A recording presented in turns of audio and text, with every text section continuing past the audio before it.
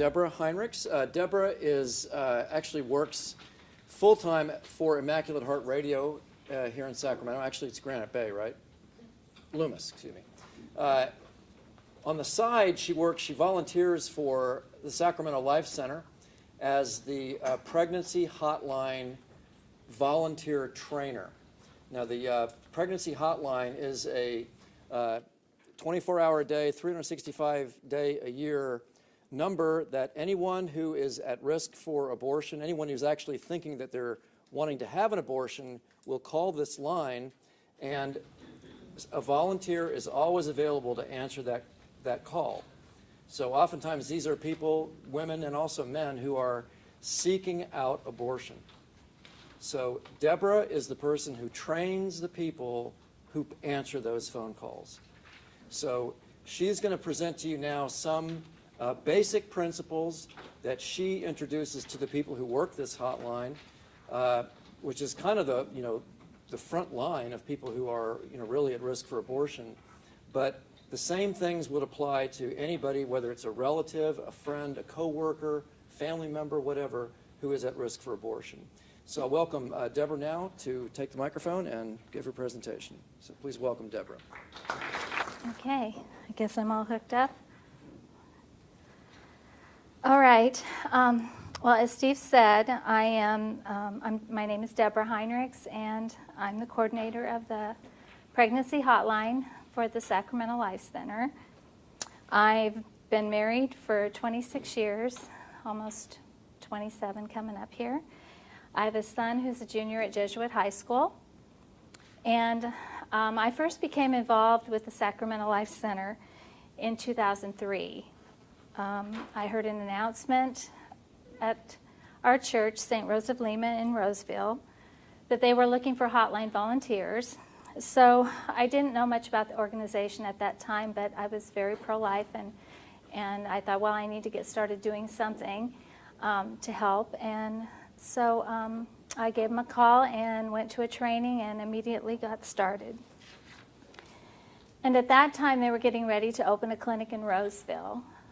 So they were hiring counselors. So a few months later, I was working in the clinic, and I've been coordinating the hotline since November of 2004.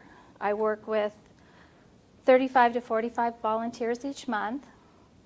I generally have trainings 2 to 3 times each year for new volunteers to get started. So if anyone here wants more information on getting started to be a volunteer for the hotline, please let me know after this evening is over, and I can get you information on my next training. The trainings that we have generally are on a Saturday from 10 to 2, and each volunteer would receive their own training manual and training materials at that time. We have annual update training meetings for current volunteers, and we do those trainings in October or November of each year. The total incoming calls on the hotline for 2012 was almost 2,400, and 12% of these calls came on the after-hours hotline team. We have a 24-hour call coverage with trained volunteers answering the phone until 11 o'clock. And then the calls go to the message line. And then all callers who leave a message and request a call back have their calls returned as soon as possible, generally the next business day. Through the internet, clients can message us, request appointments and information, and those messages are viewed daily, Monday through Friday, and then we contact them as soon as possible. In 2012, the Sacramento Life Center saw 1,823 clients and did nearly 700 ultrasounds. And we gave out over 4,000 referrals for other services and organizations for things as medical housing, drug addiction, adoption, food, clothing, and shelter. Many of our clients are on the margins of society. 82% are uninsured, and many are undocumented immigrants. Now I want to talk about our mission and our vision and what we do. The mission of the Sacramento Life Center is to empower women and to choose life for their preborn children. Our vision is that all women in the Sacramento area will know and believe abortion is not a choice. And we do this by providing free, compassionate counseling and clinical services to abortion-vulnerable women. And these are women who are on their way to the abortion clinics. They're wanting, or not sure what they want to do. We call that abortion vulnerable, where they are thinking about possibly having an abortion. Maybe they don't have a lot of support at home. We also help people heal from a past abortion. We provide post-abortion counseling, and we want to foster a culture of life through community education and outreach.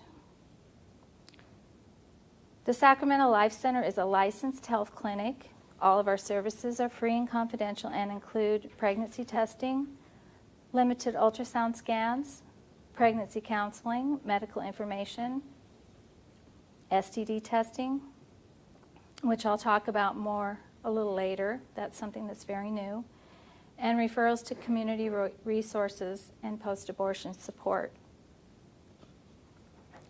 The services we do not provide are abortions or referrals to agencies providing abortion services, medical diagnoses, ultrasounds for the purposes of determining sex, fetal abnormalities or problems with the pregnancy, prenatal care, and distribution of contraception devices. The expectations are to recognize that each call that we get on the hotline may be the only time the caller may ever reach out for help. We want to treat each caller with dignity and respect, and we provide evening and weekend callers with a caring person who can assist them in obtaining the services of the Sacramental Life Center. Many of the calls we receive are from women who want abortions or men trying to get abortion information for their girlfriend or wife. We get many calls from men. We want to focus on getting the client into one of our clinics so she can be seen by a counselor and get her questions and concerns answered. She is welcome, and we encourage her to bring a support person to this appointment. We have a men's program, which is very new as well for counseling for men. It's called the Men's Voice Project. That is relatively new, and there's someone available for the men to talk to as well. We let her know that our services are free and confidential, but first she needs to come in for pregnancy testing to confirm she is pregnant. Many times they'll tell us over the phone that I already know I'm pregnant, I just want an ultrasound, I need that ultrasound so that I can go have an abortion. Well, what we need to do on the hotline and what our volunteers do is encourage her to come in and get a medical clinic pregnancy test, so that way we have a chance to talk to her, get her to open up to us. Maybe at that point we can get her an ultrasound, and generally when a client gets an ultrasound, it makes all the difference in the world. Just being there to listen, offer support and compassion is the first and most important step. We convey that we care about her by expressing warmth and emotional support. We let her know we're concerned about her decision. We're trying to understand her problem. We'll listen to her. We'll not condemn or judge her past or her situation. We're concerned about her future. Rapport and trust are vital for the sharing of personal feelings. She needs to know that you really care about her. Ask yourself these questions. Do I concentrate fully and tune out all the other distractions and thoughts? Do I try to put myself in the other person's shoes? Do I listen between the lines to the meaning behind the woman's words? Do I listen actively, keeping up with her and asking questions? Do I listen completely and calmly, or do I have a waiting to pounce tendency? Do I have preconceived notions of what I'm going to say? Is my mind made up in advance about my answer, or do I listen well with an open mind? Am I tuned to nonverbal communication? Do I have the time needed for good listening? These are very important questions to ask yourself when talking with someone who's in a crisis pregnancy situation. It's important to take some time to understand what the woman is likely to be feeling as she initiates a contact with us and with you. A crisis pregnancy is defined as one in which a woman perceives everyone and everything around her to be so hostile to the idea of her being pregnant that she may be considering having an abortion as her only viable option. She may be feeling pressure from friends, family, boyfriend, or husband to abort. Or she may be feeling that her circumstances, her finances, her living situation, her education goals or job are dictating an abortion. She may be feeling a general pressure from our culture. But this woman also has deeply entrenched feelings that she may be working hard to ignore. She has an inner sense of right and wrong that is probably voting against an abortion, and she has an undeniable maternal instinct that is crying out to protect, love, and nurture this little life growing inside her body. It is crucial to understand that the woman who is experiencing a crisis pregnancy has these psychological components hanging in the balance: outward circumstances versus her inward feelings. We need to always pray for wisdom and the gift of counsel from the Holy Spirit, and always let Christ's love show through. At the Life Center, we begin there and then tackle the biggest issues first, trying to relieve some of the stresses that might be pressuring her to have the abortion.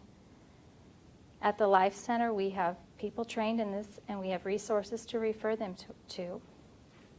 If you have a situation like this, please refer or bring the client to the Life Center. Of course, meeting the baby in the ultrasound room and discovering its humanity is usually an intense moment, and many women make a life decision after viewing the reality in an ultrasound. In cases of rape or incest, we never want to pass judgment. Let her know we are here for her and not against her, and that we just want to help. If you speak to someone who has been raped and chose to have an abortion, we have post-abortion counseling available to help her. Most women we speak with would make a different decision if they had it to do over again. The most important thing is not to pass judgment. There is never a perfectly right answer for every situation. Love and having the human connection is where miracles start to happen. Now I wanted to mention our STD testing. In 2012, we launched a program for free limited STD testing, education, and treatment. You might ask, why would we consider adding sexual transmitted disease testing and treatment? And does that detract from our primary mission? The STD statistics are staggering in Sacramento County and the nation as a whole. In the California Local Health Jurisdiction STD data summaries for 2011, these were reported in August of 2012, Sacramento County ranks third highest overall in the entire state for rates of gonorrhea infection, and third overall for rates of chlamydia infection. When the statistics are broken down even further by age group, Sacramento ranks at the very top for 14 to 24-year-olds. The current programs in place to educate our population about safe sexual practices are obviously failing miserably. The only opportunity for education, testing, and treatment in many communities are the local abortion providers. Is an abortion provider the best place to have these questions answered about sexual risk, safe sexual practices, and critical lifestyle decisions? Is a provider who financially benefits from your critical lifestyle and medical health decisions the best one to seek answers from? The Sacramento Life Center sees the pronounced benefit on so many levels for offering free sexually transmitted disease testing to our clients and to the general community. Medical diagnosis is essential but not affordable for many seeking help. One-to-one education from an RN is our model, but is rarely the model in an abortion clinic setting. Clients who can't afford private medical care, who are embarrassed to discuss their concerns with family or their partner, and who are making high-risk choices can be seen in a warm, professional environment and get help for their concerns and education that will help them redirect their futures. Now I want to talk about a few of the stories of clients who've come to the Life Center for help. One that comes to mind was when Mary came in to see us. She had failed to get her birth control prescription filled and thought she'd be okay without it for a few days. She became worried when she missed her period, and she'd recently broken up with her boyfriend. Her pregnancy test was positive. She was extremely upset, and she told me she just had to have an abortion, and she cried. I asked her about her parents and her support system. She said she had a good relationship with her mom, so I encouraged her to talk to her. She said she just couldn't. She came back for the ultrasound, and she cried some more. I again encouraged her to talk with her mom. I phoned her a few days later and again asked her if she had talked to her mom, and she said no, and she cried. She said, every time I talk to you, I cry. She said she was going to schedule the abortion. I waited a couple of weeks, and I phoned her again. She was so happy and excited. She said she finally spoke with her mom, and she wasn't going to have the abortion after all. A few months later, she gave birth to a beautiful baby boy and came by the clinic to introduce him. What a great day. It just goes to show that we need to continue to encourage our clients to talk to their family even when things seem impossible.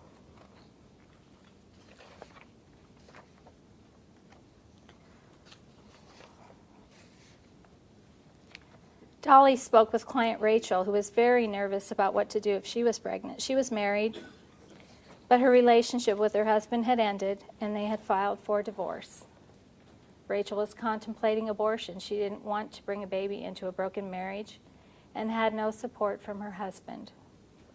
When Rachel met with peer counselor Dolly, she shared that she had one past abortion when she was in her 20s and said it wasn't something she ever thought she would be thinking about again. Dolly and Rachel discussed the possible physical and emotional effects of abortion. Rachel was also nervous because at age 33 she had no children and was afraid this could be her last chance to have a baby. Dolly encouraged Rachel to take time and really think about all of this. She recommended resources that could help her continue the pregnancy and provide for her baby. Dolly invited her to come back for a free ultrasound. At the ultrasound appointment, Rachel was able to see her little baby, who measured 7 weeks and 3 days. She saw the heartbeat and was amazed at how developed and perfect he was. Rachel watched the baby on the monitor for a long time and started to tear up. She shared with the sonographer that she was going to continue the pregnancy and parent her baby. Rachel's happy and healthy little boy was born in July of 2012. She brought him to the clinic in August to show him off. She said she was so glad she decided to have him and that he was the best thing that had ever happened to her. So as you can see, there's no typical client situation, an answer to every question, but the best thing you can do when speaking with someone who's in a crisis pregnancy situation is to refer her to the Sacramental Life Center. The counselors there are equipped and trained to help and have all the resources available to them. There are several handouts on your tables. There's this one, Help Save Lives, that you can take with you. There are some upcoming events that the Sacramental Life Center has going on. We have the Pro-Life Essay Contest that's happening right now, and the essays must be submitted by February 22nd. There should be information on your tables about it.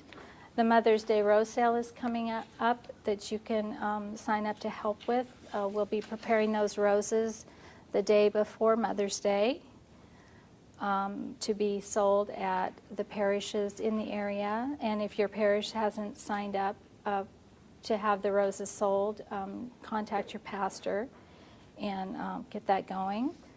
We have the Salute to Life Dinner and Auction, which is every fall, usually in October or November, and this year it will be November 9th at the Hyatt Regency. And something that's relatively new, we have the 5K Run, 2K Walk for Life, which will be Saturday, May 18th. And that is at the Maidu Park in Roseville, and this is our second annual. And then, of course, the Baby Bottle Project, which is kicking off on Ash Wednesday. So all of this information is available either on your tables or in the back of the room. And I thank you very much for your time this evening. And if you have any questions, we'll be available for that when the evening's over. Thank you.